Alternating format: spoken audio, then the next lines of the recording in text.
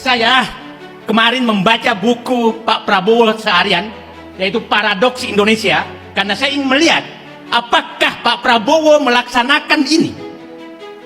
Kalau Bapak dan Ibu membaca buku ini, adalah ini agenda perubahan semua di dalamnya.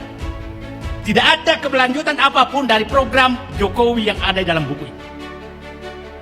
Saya ingin melihat apakah Pak Prabowo mengangkat menteri-menterinya sesuai dengan pemikiran yang ada dalam buku ini. Buku Prabowo ini buku ketiga, edisi ketiga. Saya sudah baca mulai edisi 1 2012, kemudian 2017 edisi 3, edisi 2, ini edisi 3. Pemikirannya konsisten. Pemikirannya konsisten, tapi setelah mengangkat kemarin melihat menteri-menterinya yang akan diumumkan, maka saya katakan itu bukanlah kabinet Prabowo. Karena sangat berbeda dengan pemikiran yang ada di sini. Sangat berbeda dengan pemikiran yang di sini. Jadi saya katakan, kalau melaksanakan pemikiran beliau sebagai presiden dari buku ini, kalau saya nyatakan butuh nilai 10, maka saya katakan calon menteri yang mau diumumkan itu adalah nilainya maksimum 6. Jadi kita harus, Pak Prabowo sangat di sini dia menyatakan sangat terbuka, yang sering kita kemukakan bahwa kedaulatan rakyat sudah diambil oligarki. Dia sangat terang membahas di buku ini bahwa sekarang hampir semua pejabat kita sudah bisa dibeli, bisa disogok oleh kaum oligar. Pak Prabowo sendiri menyatakan ini. Dia menyatakan bahwa bangsa ini sudah rusak, dan bahkan menyatakan tokoh agama pun sudah bisa dibeli.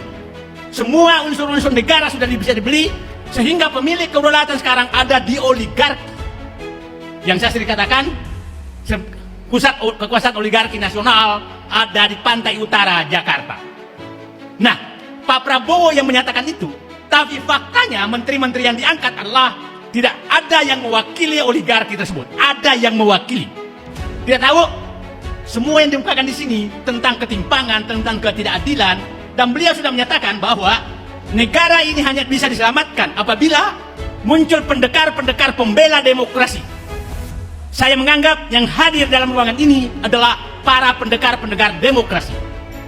Pak Prabowo juga menyatakan bahwa orang-orang yang baik sekarang di Indonesia itu jumlahnya sedikit, dan orang-orang ini sangat dibenci oleh kaum oligar. Orang-orang ini akan dihabisi oleh mereka karena mereka butuh pemimpin yang bisa dijadikan boneka oleh mereka, yang bisa disogok oleh mereka. Dan kelihatannya 10 tahun terakhir mereka menjadikan Jokowi sebagai boneka mereka, dan mereka berhasil dalam hal ini. Pertanyaannya, apakah Prabowo akan menjalankan buku ini, pemikiran dia, ataukah Prabowo masih dibawa bayang-bayang Mukidi, Mulyono? Prabowo, saya berharap kemarin Pak Prabowo itu menjadi merdeka. Saya berharap, karena saya lihat jadwalnya, Pak Prabowo mengantar Jokowi ke bandara setelah penyambutan di istana, mengantar dia ke ke Halim. Mudah-mudahan saat itu adalah pandangan terakhir Prabowo kepada Jokowi yang sudah merusak bangsa ini.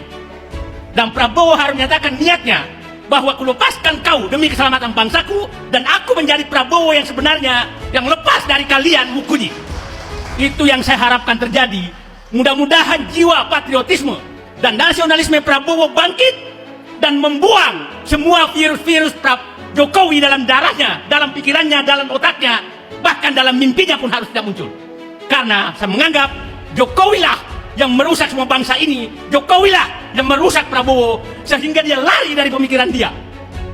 Prabowo, Bapak Presiden Prabowo, pemikiran Anda saya baca dan saya ikuti, dan hampir 100% saya setuju pemikiran Anda.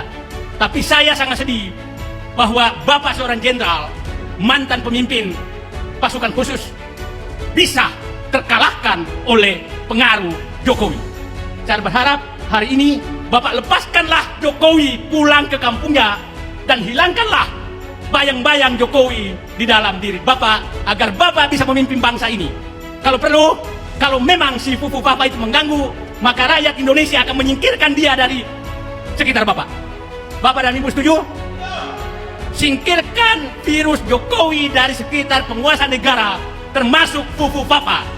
Itu perjuangan kita, dan kita harus menuntut seluruh pertanggungjawaban Jokowi terhadap apa yang dilakukan selama 10 tahun. Perjuangan kita adalah menyelamatkan negeri ini dan menjadikan Prabowo kembali pada dirinya sendiri yang memiliki patriotisme, nasionalisme, rasa keadilan, memihak ke rakyat, dan membela rakyat yang lemah. Beliau sudah menyatakan dalam bukunya ini bahwa setiap orang yang membela rakyat lemah, rakyat miskin, rakyat tersinggirkan, itu pasti dimusuhi oleh para konglomerat, para oligark. Jadi saya sangat tidak heran, tidak heran kalau oligarki mengejar-ngejar saya, karena memang mereka sedang panen-panen terakhir lewat PSN yang dibuat Jokowi. Dan saya berharap Prabowo, saya ingatkan lagi di panggung ini, saya menyatakan Pak Prabowo menyatakan mau mati di atas kebenaran membela rakyat.